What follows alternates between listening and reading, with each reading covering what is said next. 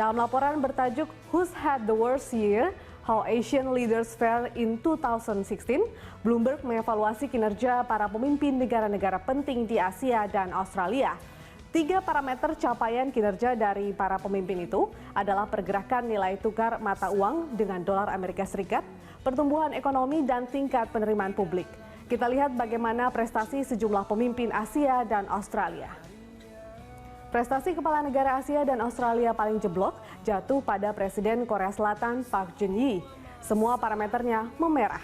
Presiden Park hanya membawa ekonomi Korsel tumbuh di angka 2,6%. Meski positif, tapi rapornya merah karena angka itu lebih buruk dari periode sebelumnya.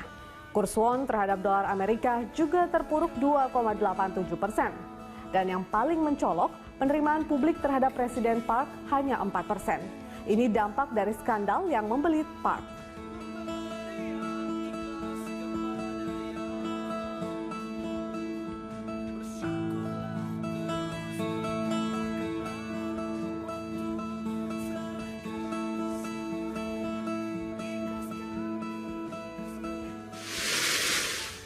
Presiden Tiongkok Xi Jinping mampu membawa ekonomi Tiongkok tumbuh 6,7%. Namun prestasi ini belum cukup gemilang karena stagnan dibandingkan dengan tahun sebelumnya. Capaian kurs yuan melemah 6,63%, tercatat sebagai rapor merah. Tiongkok memang beberapa tahun terakhir sengaja melemahkan mata uangnya untuk mendorong ekspor agar mendongkrak ekonomi mereka yang melambat.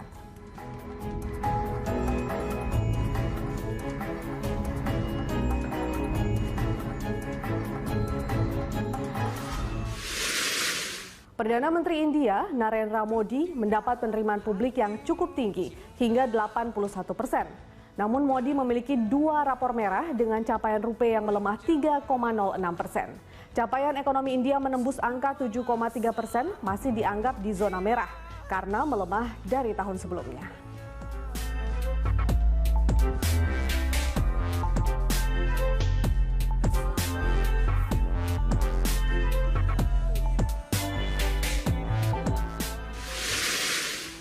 Ada 3 kepala negara yang rapornya relatif biasa saja dengan capaian 1 hijau dari 3 parameter. Mereka adalah Perdana Menteri Malaysia Najib Razak, Perdana Menteri Jepang Shinzo Abe, dan Perdana Menteri Australia Malcolm Turnbull. Turnbull mampu mengangkat ekonomi Australia tumbuh tipis 1,8%.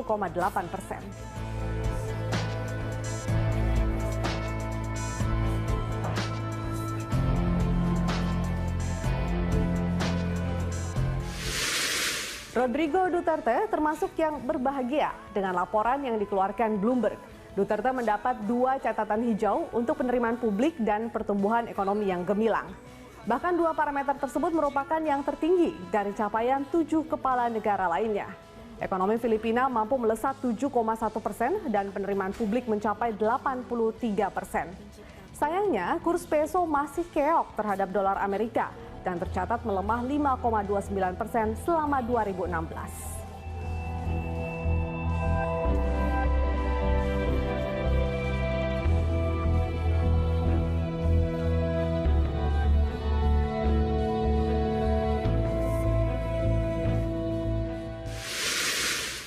Bagaimana dengan presiden kita? Presiden Joko Widodo menorehkan catatan 3 hijau untuk semua parameter. Kurs rupiah yang sebelumnya sempat keok dengan dolar Amerika pada 2016 mengalami penguatan hingga 2,4%. Tahun 2016 dolar ditutup di level 13.400-an rupiah. Hanya 2 negara yang mencatatkan nilai tukar positif sepanjang 2016, yaitu Jepang dan Indonesia. Namun yen Jepang hanya menguat 2,25%. Kalah perkasa dibanding rupiah.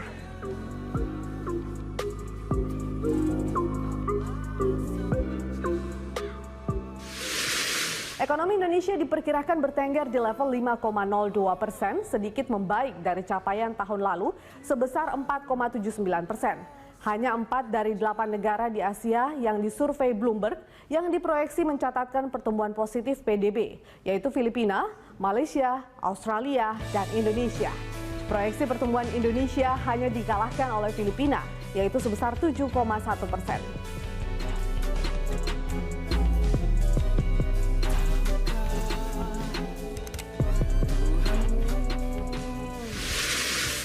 Bloomberg menggunakan hasil survei nasional 2 tahun kinerja pemerintahan Jokowi JK yang dirilis oleh Saiful Mujani Research and Consulting.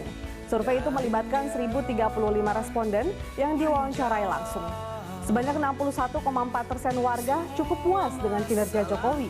Sementara presentase warga yang sangat puas 7,4%. Sehingga sebanyak 68,8 atau hampir 69% responden puas dengan kinerja Jokowi dalam 2 tahun pemerintahannya.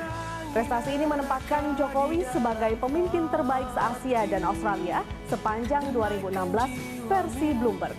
Selamat Pak Jokowi.